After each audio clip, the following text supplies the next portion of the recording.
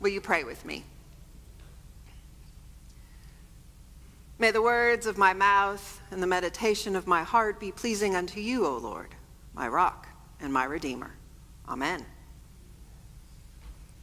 So I know there are those of you out here this morning that have farmed or are familiar with farming, grew up on a farm. I know there are lots of you, right? Yeah. I didn't. Shocking, right? I'm not very familiar with it because I have always lived in big cities. So in preparing for this sermon, I did a little research on the proper way to sow seeds. There was one site that said to sow, simply scatter seeds at a depth of 10 millimeters in a well-prepared bed. Keep the area moist until the seeds germinate. You can thin out the seedlings to avoid overcrowding once your seedlings have popped through the soil. That was my problem when I tried to grow squash this summer. I didn't thin them out. They choked each other. Another site gave a modern method of sowing seeds using a seed drill, something I'd never heard of before. It said, "This is a modern method of sowing seeds. It is a better and more efficient method than sowing by hand. It usually is done by attaching iron drills to a tractor. Seed drills ensure that the seeds are planted at equal intervals and at the correct depth in soil." Both sites offer the same advice. Sowing seeds is an intentional and careful act. The seed needs to be at a certain depth in the soil. It needs to be in a certain place. It needs to be at a certain interval away from the other seeds. And that's not really what the sower in today's parable was doing, was he? This sower of seeds scatters his seeds carelessly, recklessly, seemingly wasting much of the seeds on the ground where they hold little promise of a fruitful harvest. What was he thinking? I mean, really? Has he never sowed seeds before? Now, this is a parable. But look at how Jesus behaves throughout the Gospels. Jesus invests in his disciples who really look similarly unpromising. Jesus squanders time with tax collectors and sinners, with lepers, the demon-possessed, and all manner of outcasts. Yet he promises that his recklessly extravagant sowing of the world will provide an abundant harvest. What about us? What kind of soil are we? What kind of soil is Farmington United Methodist Church? What do we expect to harvest?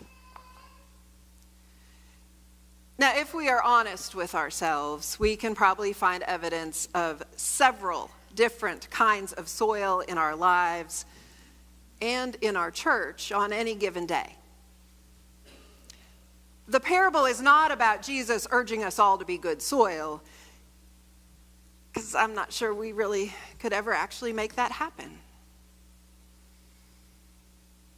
But rather, to offer us hope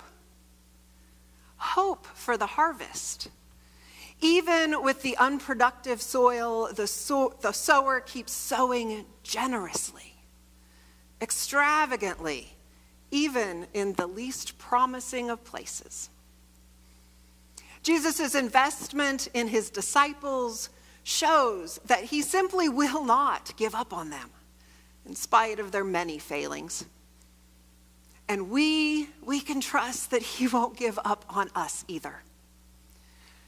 Whatever is hardened or rocky or thorny within each one of us, Jesus will keep on sowing. And we trust that his promise will be with us until the end of time. And how are we sowing the seeds here in our own church? Sometimes we play it safe, sowing only where we are confident that it will be well received, and only where those who receive it are likely to acknowledge it. And sometimes we hold so tight to our resources, to those seeds, we want to make sure that nothing is wasted on the unknown. But if we're holding tight all the time, carefully sowing those seeds at exactly the right depth and distance, we end up stifling the creativity and the energy for our mission work, resisting new ideas for fear they might not work, as though mistakes and failures were to be avoided at all costs. They aren't. And while a careful approach may work well for sowing seeds on a large farm, it is quite at odds with Jesus' approach. Jesus gives us freedom to take risks for the sake of the gospel. He endorses extravagant generosity in sowing the word through everything we do, from our missions to our small groups to our worship and beyond, even when those places may seem perilous.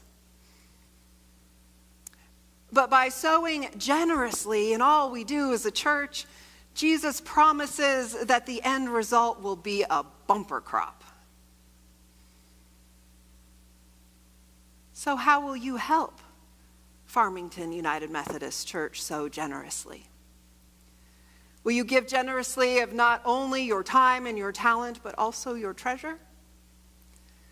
Will you help this church cultivate the soil so that this congregation will continue to grow and serve and spread the gospel to all? Just as the sower is generous, God is generous.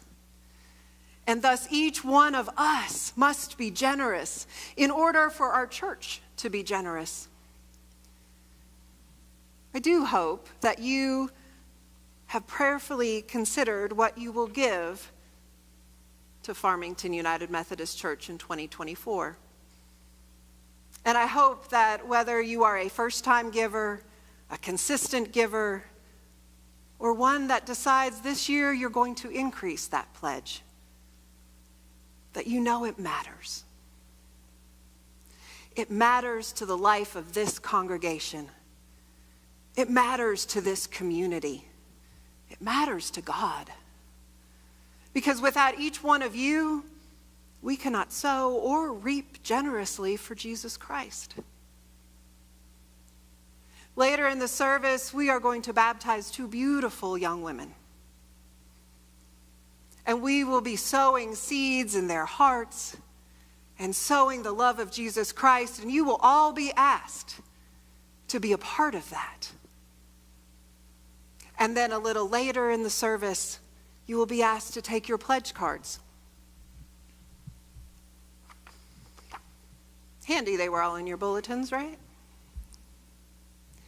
And bring those to the front and place them in this chest as an act of worship to God. And whatever you put on here, whatever you choose to give, it matters. How will you choose to sow your seeds? Amen.